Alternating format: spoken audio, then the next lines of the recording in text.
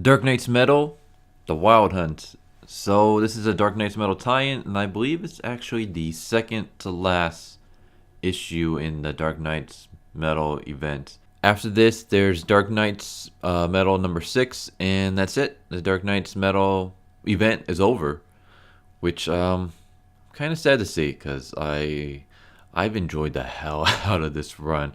I thought this event was amazing. I've pretty much loved everything that I've read of this. There are a couple of issues I miss. I didn't miss any of the main issues. I didn't miss any of the like the Dark Knights one shots. I believe the only thing I missed was there a Young Justice? There was a Teen Titans, there was a Suicide Squad, and then I think there was a Nightwing. And it was like basically all three. It was almost like the Bad Side of Hell or whatever that one event was called, where those three different series had a 3-issue crossover arc that tied in with the Dark Knight's Metal. I didn't read that, but I've read everything else, and it's been awesome. Like I freaking love this. I am interested to see how the fallout of this is going to go. If they're actually going to, okay, Aquaman kind of had some mention of the Dark Knight event in the last issue, but it was almost like really brushed off. So I don't know if basically that's all we're gonna get in the other series after the Dark Knight's Metal event ends. If we're just gonna get like a brief mention and that's all, or are we going to get actual major repercussions? For some reason, I don't think we're going to. Yeah, Dark Knight's Metal is awesome. This issue was awesome. I kind of feel like all I've been doing lately is DC and independent comics. Like I haven't really done anything from Marvel. All right, this is a Dark Knight's review, but I just want to say this real quick. Or if anyone wants to read a good Marvel series, pick up Spirits of Vengeance. I was going to do a review on the latest issue, but it's like the last issue. I don't know if Spirits of Vengeance was a miniseries or not, but whatever the last issue like ended the story arc. So I don't know if they're going to keep going because I know Ghost Rider is going to get his own series next month in March. I think it's called Johnny Blaze and Damnation or something like that. I am going to check it out because I've actually been getting into Ghost Rider lately. But yeah, highly recommend picking up Spirit of Vengeance. That was a great series. So yeah, okay, so back to this. So I was a little confused on when this takes place because this seems to be like the setup for the final issue. But one of the main characters here is Bobo, the detective chimp. And the thing is that Bobo died in I think issue number 3. Him and damn, what the heck was his name? Like Night Avenger or something. The dude with the sword. They died in the bar. They were trying to buy the hero's time, and yeah, they got brutally murdered. Like Bobo was like lit on fire and burned to death. So the fact that he's alive and plays a major part in this story, in this issue, had me confused. So basically, we get Bobo who's examining a music sheet, and he's got this song stuck in my head, and the chords are always the same. They go D and C, D and C. And throughout most of this issue, I thought it was referring to DC Comics, but no, it actually refers to something else that I will get to a little bit later. But yeah, we basically get the origin story of Bobo, and yeah, it's actually pretty good. I'm starting to like this Bobo character. I want to see if maybe there's more stuff. Obviously, there's got to be more stuff with him, but I want to see. I want to see if I can find some of those, and I'm hoping he kind of plays a part in the DC universe, like a bigger part later on. Like maybe he can be a part of like some other team or something, if he's not already. Because I like this character. But yeah, basically we get this chimp who's playing the accordion, and looks like he's at like a circus or something or some kind of shanty town. And then there's these guys who basically tell him to keep playing faster, and then when he does, they beat him up because they're scared of his intellect. So I thought that was messed up, man. I don't know how the hell you can beat on a monkey. Like people who harm animals, I fucking want to beat the shit out of them. No, I mean I'm not a violent person, but people who hurt animals, people who hurt like kids and stuff like that, those people just, ugh. That's like the fastest way to trigger me, is to hurt, like, I don't know, innocent creatures. But yeah, they beat up on the monkey, and there's one guy who is nice to him, who like feeds him and talks to him and tries to help him and stuff like that. His name is Fred, and I guess like some kind of injury. He had some kind of head injury, that makes him a little slow, and because of his nice acts to Bobo, the other people in the shantytown, the people who beat up on Bobo, kill him. But right before they killed him, Fred opened up the cage for Bobo to escape. So Bobo escapes into the swamp, and we get a one-panel cameo of Swamp Thing basically stopping a crocodile from eating Bobo. And Bobo comes across a dog named Rex, and the two of them go to find the Fountain of Youth. And they find it, and Bobo drinks from it, and all of Bobo's injuries disappear, and his intelligence shoots up. Everything becomes clear in his head, and he can finally make sense of all of the jumbled mess up in there. And he basically starts using detective work, and he gets the three guys who killed his buddy Fred thrown in jail. Two of them get the death sentence, and then the other one gets gutted in the prison showers. And then we cut to the present day, where we see Bobo on a keyboard, like a Casio keyboard, in front of the guy in the middle is the Red Tornado. I just know of him because of the Young Justice cartoon series, which I didn't really watch. I've only seen like pieces of it, but I remember him. And then I'm not sure who the other. I think in the comic they refer to them as the Metal Men. I have no knowledge of the Metal Men. Like I've said before, but in case this is like anyone's first video, I never grew up as a DC fan. I was always a Marvel kid at heart. I've only recently gotten into DC with the Rebirth, and I haven't read everything on the Rebirth. I've read, basically, like I mentioned earlier in the video, I've read everything from the Dark Knight's Metal event, minus that one event. Minus that one 3-issue crossover with Nightwing, Suicide Squad, and I think Teen Titans. I've read everything from the Dark Knight's Metal. I've read everything from Aquaman, everything from The Flash. What else? I've read like half of Cyborg before I gave up on it because the writing was just like infuriating me. I did a video on that if you guys were interested. And I think that's pretty much it. I mean, obviously I've read Doomsday Clock.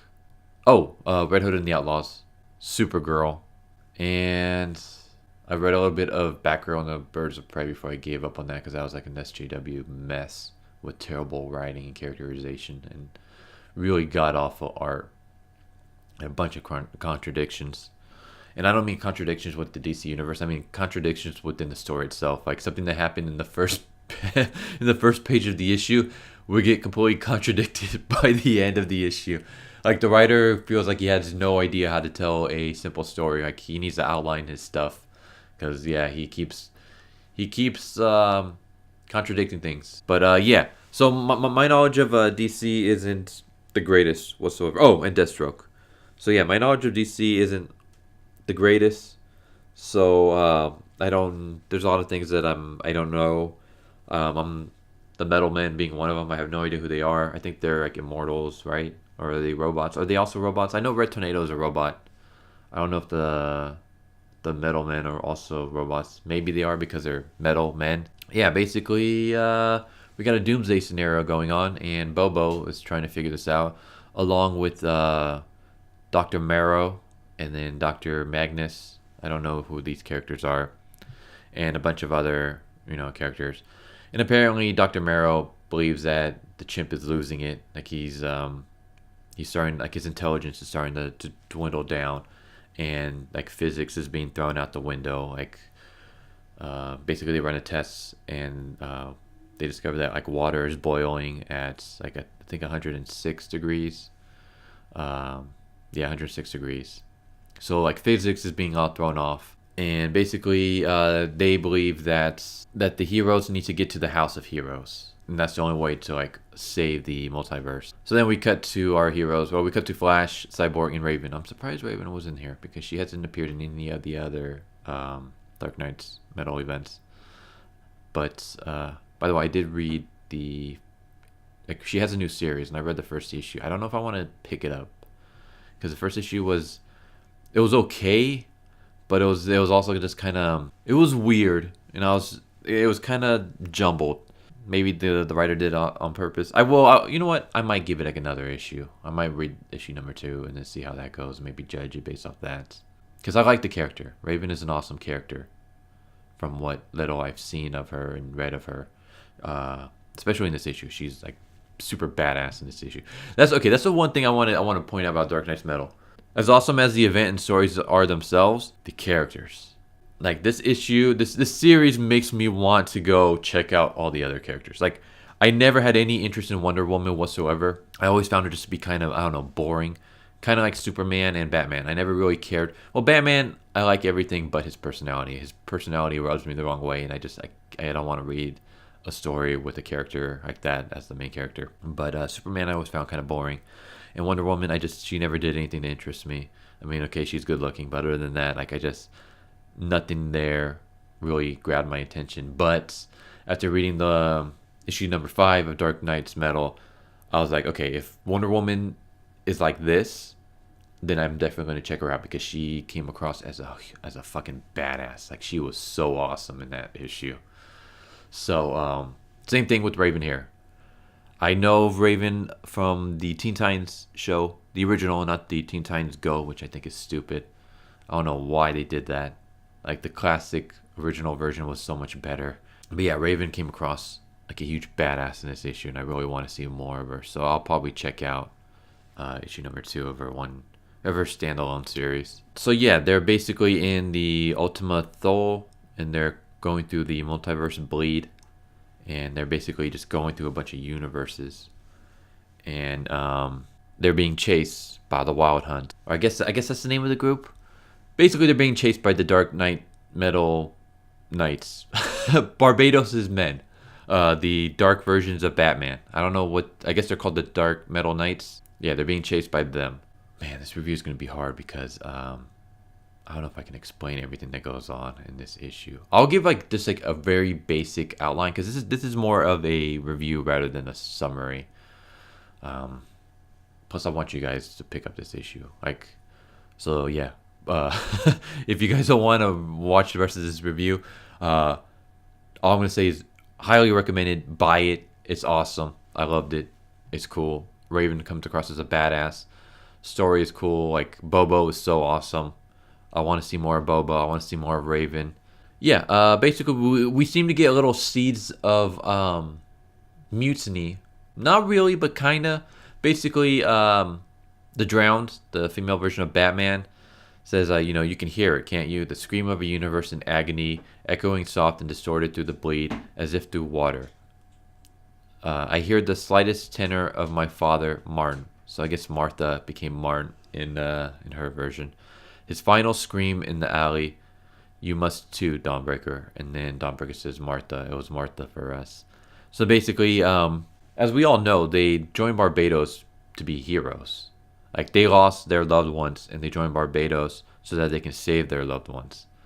But they basically, the Drowned and stuff are kind of saying like, we did this to become heroes, but we don't feel like heroes. So there's like little seeds that they might, turn on the Batman who laughs. I don't know if you guys can like hear like the little noises being made in the background. That's my dog. I have 2 dogs, and one of them likes to sleep in my office whenever I do recordings. So sometimes she snores, sometimes she smacks her lips. If you hear like pitter patters of footsteps or just like any weird noise, it's from her. So basically, they come into this what they call a baby universe. So it's rich with cosmic potential and like basically pulled straight from the World Forge. And then we get this alternate versions of characters. Basically, baby universe. It kind of looks like almost like a steampunk universe. When they kept saying baby universe, I kept thinking it was gonna like literally it's gonna be a universe of like baby versions of the heroes. And I was like, okay, how are they gonna pull that off and make that like serious? Because this is a serious event. There's not that much comedy in here.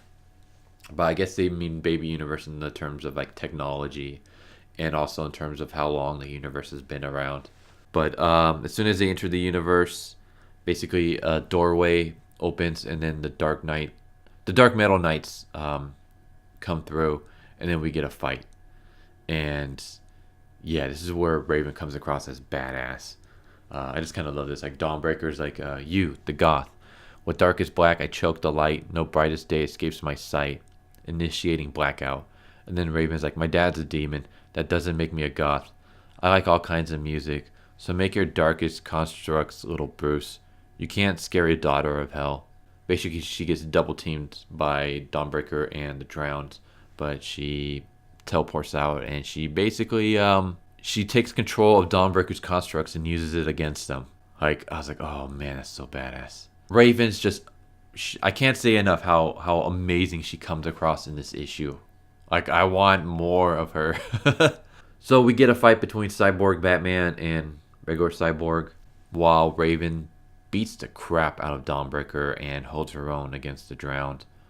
Meanwhile, the Flash makes his way into the baby universe and comes across the Merciless. And he's like, that thing you didn't want me to do to the gravitational suppressor gates, I opened it. And what happened was basically the energy that was holding the baby universe in its infancy, like to keep it from spreading, Barry Allen, the Flash, unleashed it. And by doing that, basically, the Red Menace was hit by like pure positive energy of creation, and it kind of shifted his polarity and it reversed him back into Barry Allen. And Barry kind of like he realizes all the horrible things that he did as a menace, and him and the Flash team up against the Merciless.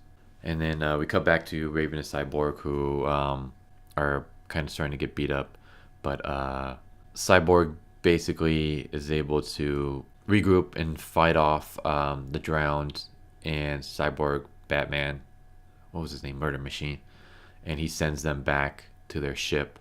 And basically the Flash leaves to go back on the ship, but someone has to stay behind on the baby universe. And Red Menace, who has now become good, decides he's going to sacrifice himself. So he does so. But as he's doing so, the Batman who laughs.